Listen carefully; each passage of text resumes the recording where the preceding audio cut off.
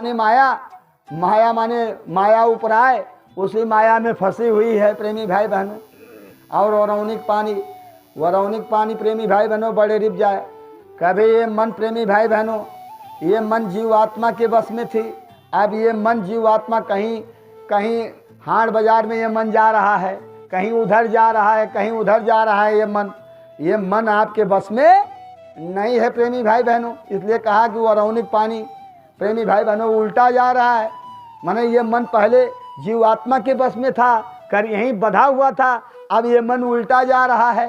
तो इसीलिए महापुरुषों ने कहा कि नौका डूबे सिल उपराए।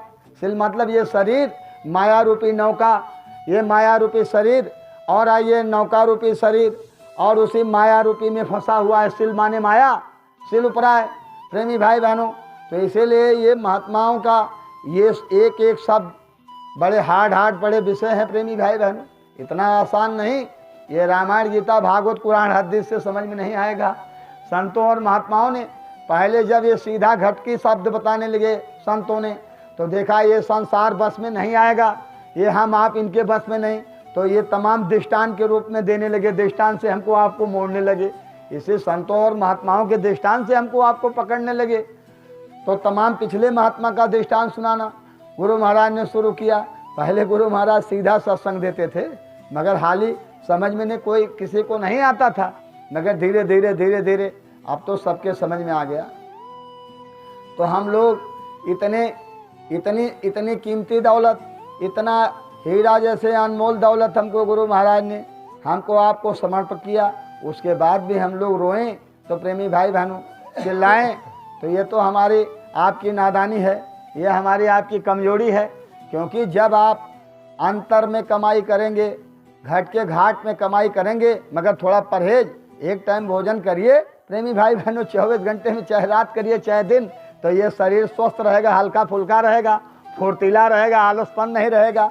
अब जब दोनों टाइम हम लोग दोनों टाइम जब करेंगे तो भजन को तो हम लोगों ने भोजन बना दिया। क्योंकि महात्मा कबीर ने इसको साफ साफ बताया, यह बच्चा हमको आपको सुखिया कायम कर दिया कि सुखिया सब संसार रे बाबा, खावे और सोवे और दुखिया दास कबीर जागे और रोएं।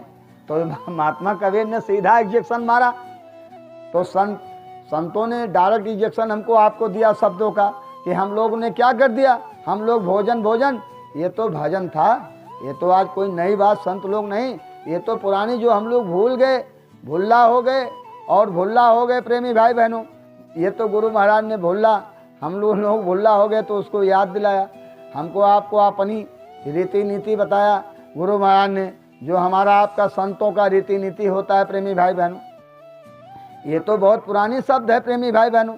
पहले महापुरुषों ने कहा पहले धर्म तब अर्थ, पहले धर्म तब अर्थ, तब काम तब मोक्ष। तो हम लोगों ने इसका विपरीत कर दिया, तो इसीलिए यही परेशानी के कारण, चिंता के कारण यही है। और यहाँ महात्माओं ने कहा कि चिंता से चतुराई घटे और दुख से घटे शरीर और पाप किए से लक्ष्मी घटे, कह गए दास कबीर। तो चिंता क्या है, चिंता तो चिता है, ये आपको चिता बना देगा लास्ट में, चिता तो बनना ही बनना है प्रेमी भाई बहनों।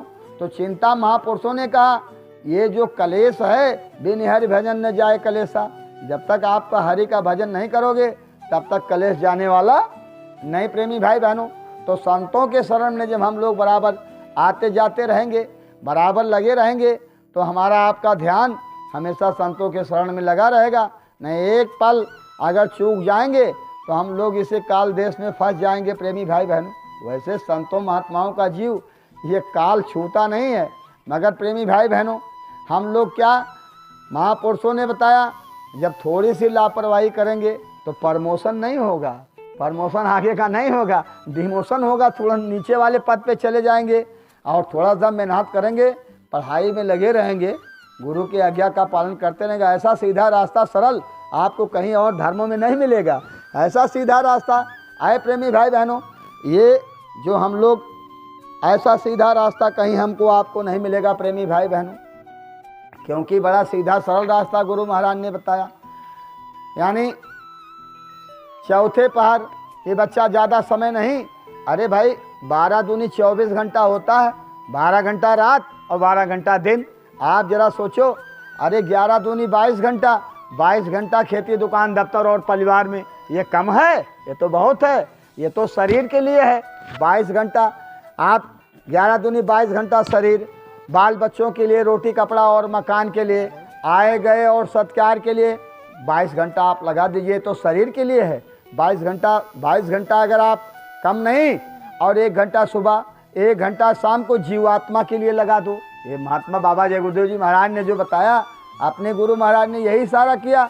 अरे बच्चा, 1 घंटा सुबह, 1 घंटा शाम, वो जीवात्मा के लिए, वही जीवात्मा के लिए जो आप भजन करोगे, यही भजन तेरे संग चलेगा, यही भजन तेरे संग चलेगा, पावेगा आराम।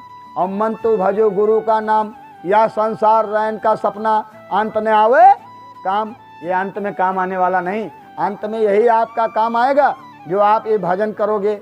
यही भजन आपके साथ जाएगा, जीवात्मा के साथ जाएगी प्रेमी भाई बहनों। इसी से आपका पुनः हिसाब होगा।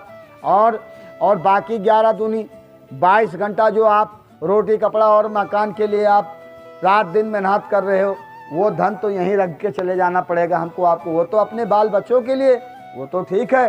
कलयुग में अन्न में प्राण है, अगर अन्न नहीं पैदा किया जाएगा तो ये प्राण ही नहीं रहेगा। तो अन्न तो जरूरी है। महापुरुषों ने बताया, आए बच्चा, धन कब होगा? जब आपके अंदर संतोष होगा।